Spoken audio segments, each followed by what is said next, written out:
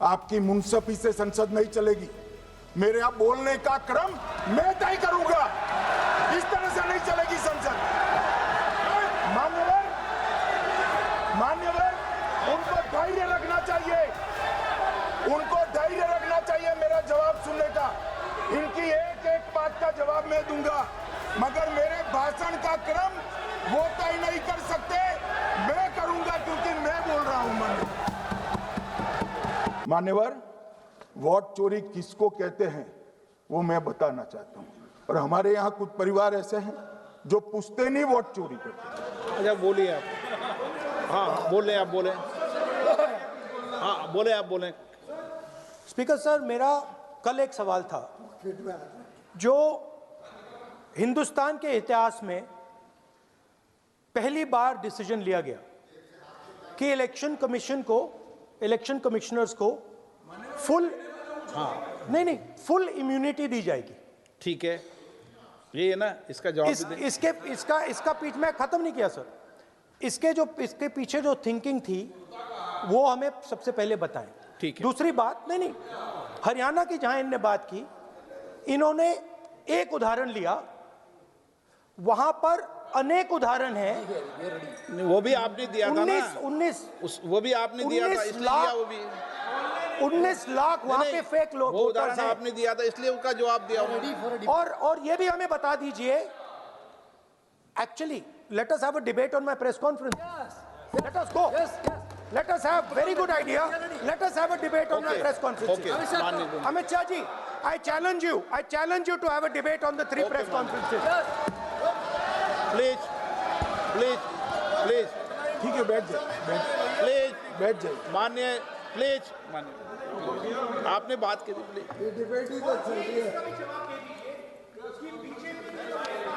उत्तर प्रदेश में और हरियाणा में दोनों चुनाव में वोट कैसे दे रहे हैं? प्लीज, ये भी जवाब दे दीजिए।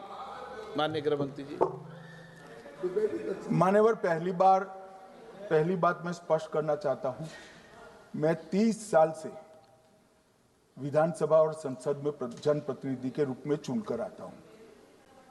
मुझे लंबा अनुभव है संसदीय प्रणाली का।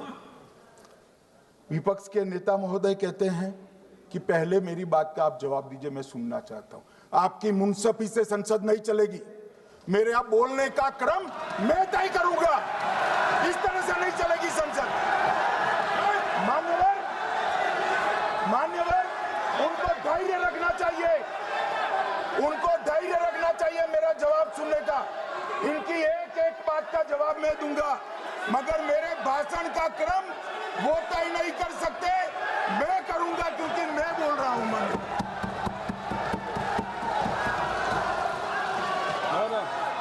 एक मिनट गृह मंत्री जी, एक मिनट गृह मंत्री, क्या गलत बोला उन्होंने यही बोला, आपने जो बात उठाई है मुझे कब बोलना है मैं तय करूंगा, यही बोला ना। उसमें क्यों उत्तेजित हो रहे हो आप?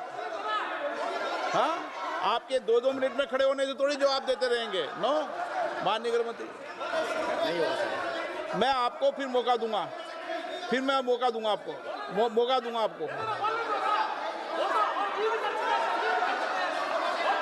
हाँ, बोलिए।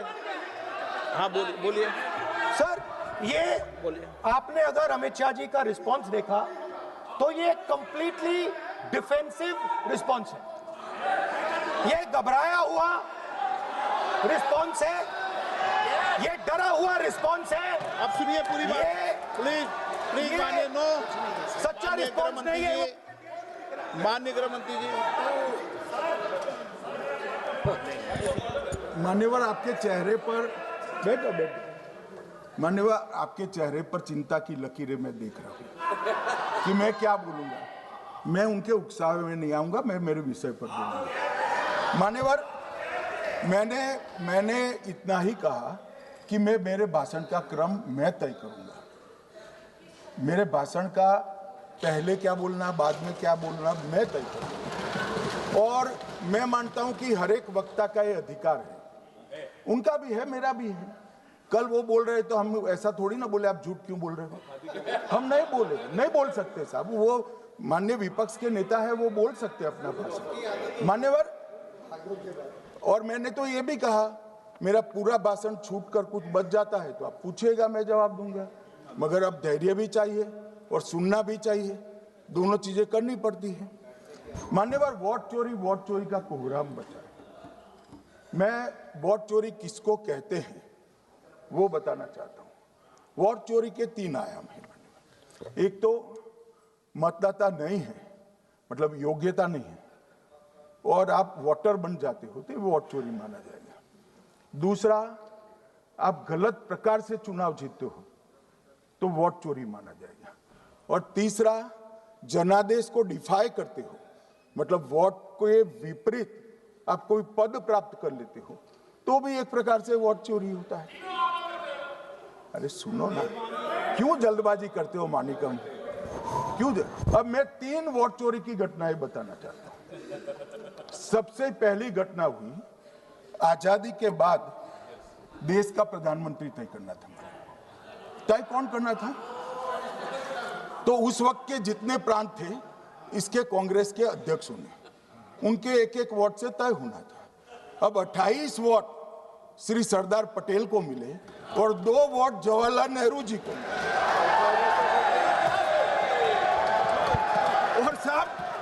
और साहब प्रधानमंत्री जवाहरलाल जी बने।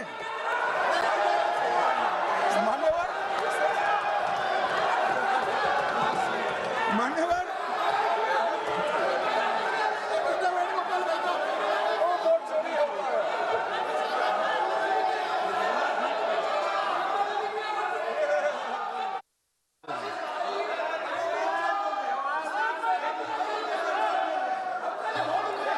प्लीज, माननीय गृह मंत्री जी, माननीय गृह मंत्री जी,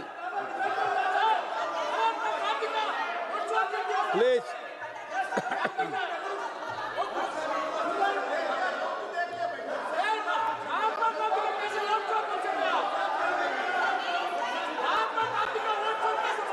बैठो बैठो, बैठिए माने, प्लीज प्लीज प्लीज।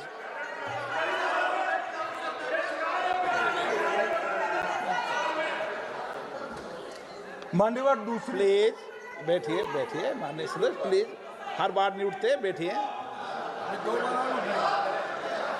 मान्यवर, दूसरे प्रकार की वोट चोरी और नैतिक तरीके से चुनाव जीतना, ऐसी वोट चोरी भी भूतकाल में एक बार हुई थी।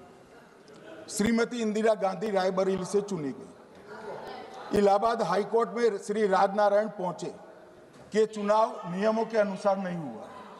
इलाहाबाद हाईकोर्ट ने ये तय कर दिया कि श्रीमती गांधी ने उचित तरीके से चुनाव नहीं जीता है, हम इसको रद्द कर दें। मान्यवर, ये भी वोट चोरी थी, बहुत बड़ी वोट चोरी थी। और उसके बाद में क्या हुआ? उसके बाद में वो वोट चोरी को ढकने के लिए संसद में कानून लाया कि प्रधानमंत्री के खिलाफ कोई केस ही नहीं हो सकता। मैं विपक्ष के नेता को कहना चाहता हूं, इम्यूनिटी की बात आप चुनाव आयोग की पूछ रहे हैं, इसका तो मैं जवाब दूंगा, इम्यूनिटी का। मगर ये इम्यूनिटी जो श्रीमती गांधी ने दी थी, इसके लिए आपका क्या कहना है? और उन्होंने तो स्वयं के लिए ले ली। उनका आरोप है। प्लीज, ऐसे नहीं चलता मान्यवर, आप जब बोले, जब 5-5 मिनट में उठेंगे क्या? ये मान्यवर, उनका आरोप है। आप भी बोले नौ गलत, 1-1 मिनट में सदस्य नहीं उठेगा ना। मान्यवर, उनका आरोप है कि सरकार ने बनाया तो लोकतंत्र ने बनाया, तो जो समय का केस था वो बताया है, आगे का तो बताया। मोदी जी को भी सब लोगों ने प्रधानमंत्री बनाया है भाई, आपकी कृपा से नहीं बने हैं। मान्यवर,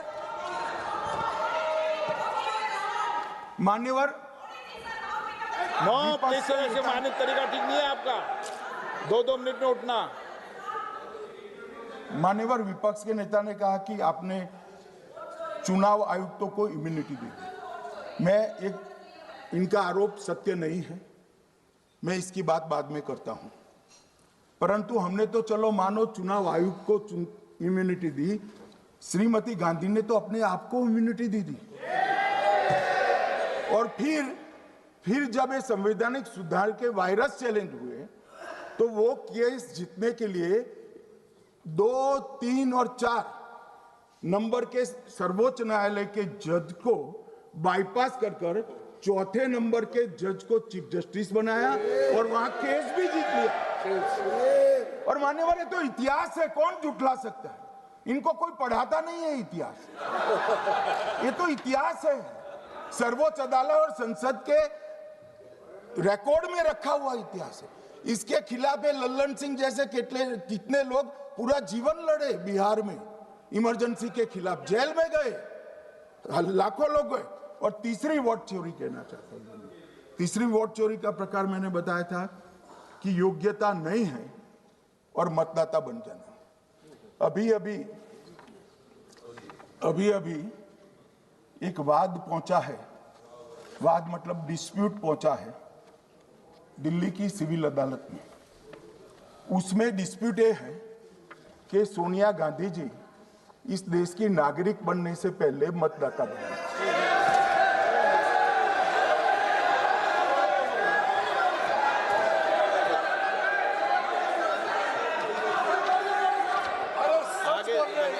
आगे सुनो, बोल क्या रहे, पूरी बात तो सुनो।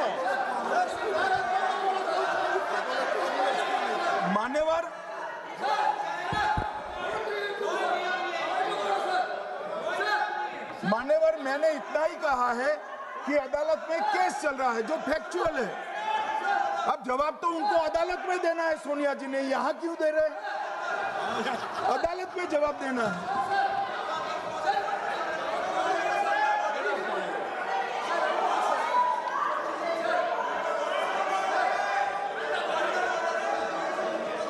बीच के भाषण में पॉइंट ऑफ ऑर्डर नहीं होता। नहीं है सर, मुझे याद है जो माननीय सदस्य नहीं है, ये 352 ये रहा, 352 टेबल पे रहता है, मुझे वहां याद है 352।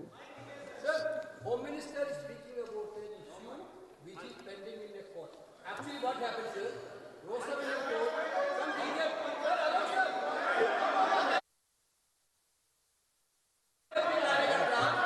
filed a case on Madam Sonia Gandhi's voting on that 80. Sir, that Rosa Avenue Court dismissed that case without, there is no substance in that case. Okay. After the same person given an appeal. Gandhi not even voted in that election. I am challenging Home Minister. Okay. Sonia Gandhi not even voted that election. Can you prove it? Can you prove it? Sir, misleading statement a Home Minister doing. Sir, you are. What is this, sir? एक minute please दादा, एक minute please. No, बैठिए।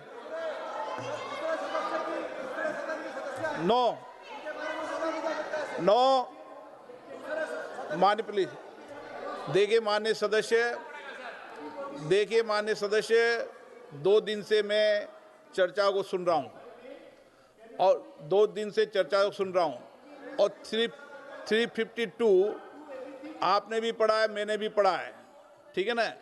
कई बार इधर से भी उधर से भी इस विषय को कई बार बोला गया है। जब डिबेट चलती है उसके संदर्भ में कई विषयों को बोला जाता है, ठीक है ना। और इसीलिए सुनिए बात, माननीय गृह मंत्री जी ने, आपने आधी बात सुनकर हर 2-2 मिनट में उठने लगोगे, ऐसे चर्चा नहीं होती। आप उनकी पूरी बात को सुनिए, क्या संदर्भ था, उन्होंने कोई फैसला नहीं दिया है, उन्होंने एक जानकारी जो आई है वो जानकारी सदन के पटल पे रखी है। अब मुझे सुनिए तो, अब आपने एक मुद्दा खड़ा किया, मुझे जवाब तो देने दीजिए। मान्यवर, मैंने कुछ ऐसा नहीं कहा, मैंने सिर्फ इतना कहा है कि एक वाद दायर हुआ है दिल्ली की अदालत में। मैंने कोई कंक्लूजन नहीं कहा, मैंने कहा कंक्लूजन कहा, मैंने कोई कंक्लूजन नहीं कहा। कंक्लूजन तो जब उनका नोटिस का जवाब वो दे देगी तब अदालत देगी, तब फिर से बताऊंगा मैं। मगर अभी तो मैंने सिर्फ इतना कहा है कि वहां एक केस रजिस्टर्ड हुआ है जिसमें श्रीमती गांधी को नोटिस इश्यू किया है। इसमें इतने लाल पीले होने की जरूरत क्या है?